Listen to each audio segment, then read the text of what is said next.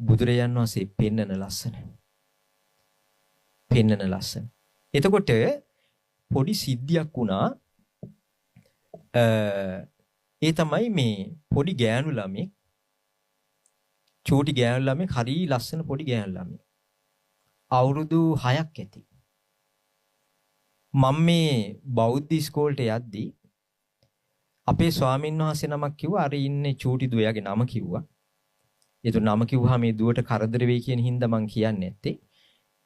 අකුරු දෙකක නමක් තියෙන පොඩි දුවක්, ලස්සන දුවක්. කිව්වා ස්වාමීන් වහන්සේ ওই දුවගේ අම්මටයි තාත්තට ඉංග්‍රීසි වචනයක් බෑ කිව්වා. මෙයාව මේ ඉස්කෝලේට බාර දෙද්දි මේ දුව සම්පූර්ණම ඉන්ටර්විව් එක ඉංග්‍රීසි වලින් කිව්වා. අම්මයි තාත්තයි කිව්වලු දැන් ඉන්න ඉන්ටර්විව් කරන සර්ලා අම්මා තාත්තගෙන් ඉංග්‍රීසි වලින් කතා කරන්නවත් මාර ප්‍රශ්නයක් නෙවෙයි. මොන්ටිසෝරියට බාර දෙද්දි. කිව්වලු අනේ අපි දෙන්න නම් ඉංග්‍රීසි වචනයක් දන්නේ නැහැ සර් කිව්වලු. මෙයා මේ කතා කරන්න පටන් ගත්ත දවසේ ඉඳන් ඉංග්‍රීසි වලින් කතා කරනවා කිව්වා. කිව්වා මේ දුවට නම කියලා අපි එන්න කිව්වා. කිව්වහම මං ඇහුවා මේ දුව මේ ඔයා කොහොමද දැන් ඔයා හැම වෙලෙම ඉංග්‍රීසි වලින්ද කතා කරන්නේ කියලා ඇහුවා. හත්වලා මම මටත් උනේ අන්තිමට. මෙයාත් පටන් ගත්තේ ඉංග්‍රීසි වලින්ම තමයි. දන්නේව දාලා මමත් බීරුනේ. ඒකට පොඩි එක්කෙනා කියනවා බෑනේ කිව්වා. ඇයි? නේ අපේ අම්මයි තාත්තත් එක්ක බෑනේ ඉංග්‍රීසි වලින්. එයත් එක්ක සිංහලෙන් කිව්වා. ඒ දෙන්නත් එක්ක. අනිත් වෙලාවට ඉංග්‍රීසි තමයි කිව්වා. මං ඇහුවා එතකොට ඔයා කොහොමද ඕක දන්නේ කියලා. දැන් පොඩි එක්කෙනා එක එක ලෝක වලට යන අහපව කතා කරනවා. මෙයා කියනවා මෙයා මේ මනුස්ස ලෝකෙට එන්න කලින් රත්තරම් පාට මෙහෙම පිරිසක් මැද්ද හිටියා කිව්වා. ඊට පස්සේ ආවා කිව්වා. ඊට කලින් මගේ අම්මා බ්ලැක් ලේඩි කෙනෙක් කිව්වා. කළු ජාතික කෙනෙක් කිව්වා. මෙයා ලංකාවේ නෙමෙයි UK වල ළමයි ගොඩක් එක්ක හිටියා කියලා මෙයා විස්තර කියනවා. මෙයාගේ ඇක්සන්ට් එක බලන්න බ්‍රිටිෂ් ඇක්සන්ට් එක තියෙන්නේ. අපි කතා කරන ඉංග්‍රීසි විදිහට නෙමෙයි කතා කරන්නේ. සසර.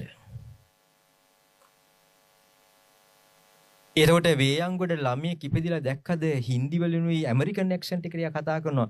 ගෙදර ගරාජ් එකට පිරිසක් ඇවිල්ලා ඉන්දියන් ජාතික කතා කර කර ඉද්දි පොඩි එක්කෙනා අවුරුදු 5ක්ද කොහෙද?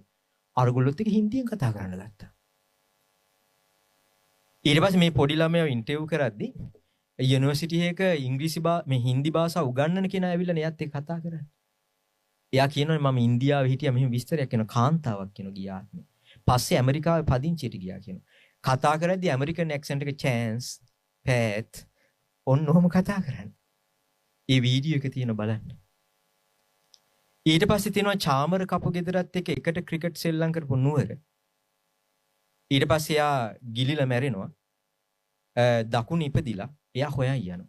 පස්සේ චාමර කපු ගෙදරටත් කතා කරනවා. එයා කියනවා මගේ යාළුවෙක් මේ නම එයා ගියාත්ම පාවිච්චි කරපු කවකටු පෙට්ටිය ලෙද බෝල් එක එයා ගෙදරට යද්දී ඒ ගෙදර කඩලා බින්දලා දානවා.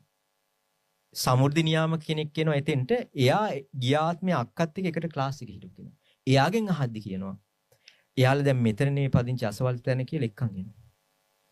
එතකොට අම්මා තාත්තා අඳුර ගන්නවා. එයා දැන් නළුවෙක් ඒ පිරිමි ළමයා. ඊට පස්සේ එයා ඉගෙනගත් ඉස්කෝලේට. චාමර කපු ගෙදර ඉගෙන ගත්තා. එයාගේ එතන යාත් එක්ක සෙල්ලම් වයිස් කැප්ටන් අපේ අසපුවට එනවා චන්න කියලා. ඉන්දියාගේ ටුවර් එක ගැන කියනවා. ගේට් එක ගාවට වෙලා ඉදි ක්‍රිකට් කෝච් වෙනවා. අන්න අපේ කෝච් වෙනවා කියලා අඳුර ගන්නවා. මෙයාගේ ෆොටෝ ටික ඔක්කොම විස්තරත් එක්ක විස්තරේ කියනවා. අන්න ඒකයි බුදුරජාණන් වහන්සේ පෙන්වන්නේ ගහකින් එන අර අඹෑටයකින් ඉන්නේ තව ගහක් හැදින්නේ. මේ සිත බීජයයි කියනවා. මේ සිත බීජයක් විදිහට වැඩ